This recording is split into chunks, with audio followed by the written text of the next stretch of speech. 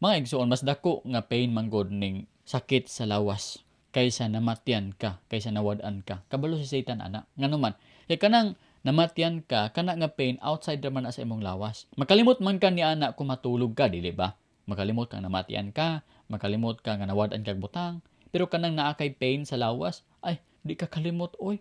Di gani ka katulog magabi tungod sa ngut-ngut sa imong hubag-hubag sa imong lawas.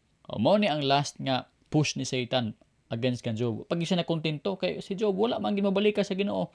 Round 2. Karon mo tugot man Ginoo nga atakehon ni Satan si Job second time. Verse 6, ug ang Ginoo miingon kan Satanas, itugyan ko siya kanimo apan ayaw lamang siya patya. Agwi ka mga igsoon. Nag-allow ang Ginoo kang Satan nga atakihon ang iyang lawas. Unsaon na pud ka ni Satan ang lawas ni Job ba? Tanahon ta.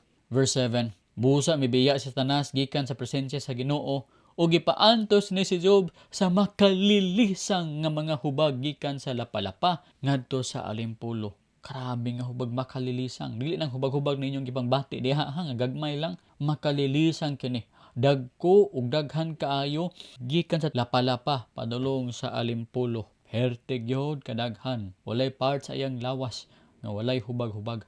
Kung maghigda ka, di ka kahigtarong kay sakit kaayo. Luoy ba ni Job mga igsuon?